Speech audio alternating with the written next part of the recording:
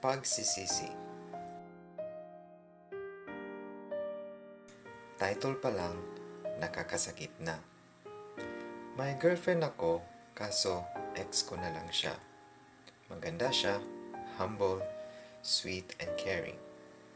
May pagka-abnormal lalo na kapag nagchat-chat siya sa akin na, B, dito ako sa Mars, puntahan mo ko. Kaso nga lang, napaka-sensitive niyang tao. Kapag inaasar ko siya, galit na agad siya. LDR kami kasi pinastay na kasi ako ni mama dito sa province namin. Dito na rin ako nag-aaral. Pero nagkikita pa rin naman kami kaso mga ilang years na nung kailan kami nagkita.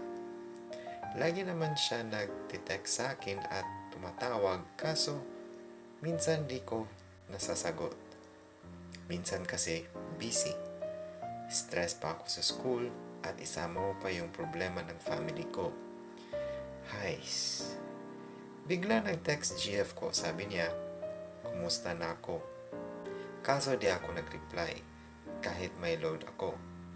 Siguro tinatamad akong mag-type or wala lang akong time para kausapin siya. Then bigla siyang tumawag at sinagot ko naman. Sabi niya, bakit di ko daw sinasagot yung mga tawag at text niya. Aaminin ko, medyo cold na ako at parang tinatamad na ako sa relationship namin. Ewan? Nung nag-vacation kami sa Maynila para bisitahin ang lola ko, nanay ng papa ko, biglang call sa akin GF ko kaso pinatay ko lang. Then bigla siyang nag-message sa akin, sabi niya, B, sagutin mo naman tawag ko. Iniiwasan mo ba ako?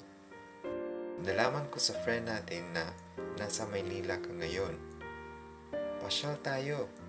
Aaminin ko, medyo nakukonsensya ako. Agad naman akong nag-reply sa kanya. Nagkita kami at di niya alam na nagsisinungaling ako sa kanya. Kasi nung time na LDR kami, nag-uusap na kami ng ex ko noon na dati niyang pinagsisilosan. Ka-province ko lang din kasi yung ex ko. Oo, madalas kaming magkita nung dati kong ex at sa di naaasahan, nahulog ako dito. Naging cold ako sa GF ko. Binabaliwala ko na lamang yung mga call at text niya kahit nasa Maynila pa ako.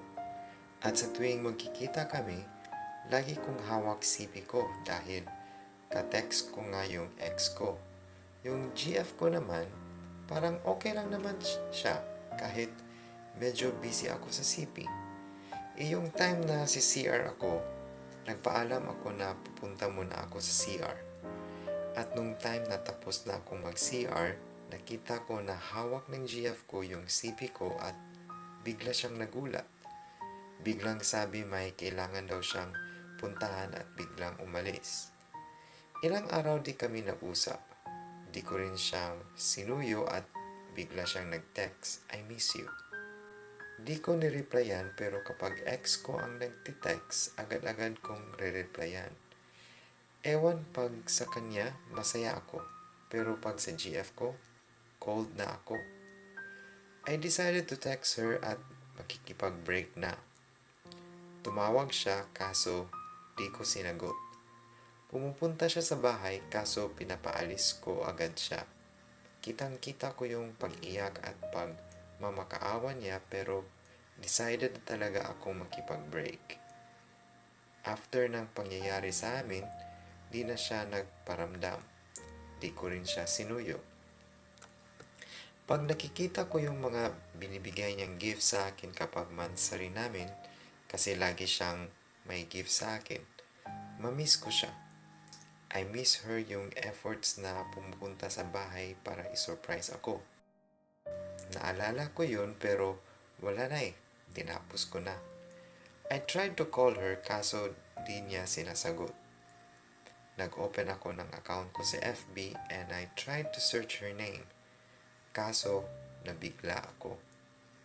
May nagpapasaya na sa kanya at ang swerte nung lalaki sa GF ko, I mean ex-GF ko. Nung dating pinaghirapan kong kunin, ngayon nasa ibang tao na. PS. Isipin mo na bago ka gumawa ng ikasisisi mo sa bandang huli. PSS. X. Comeback ulit. Unknown boy comeback.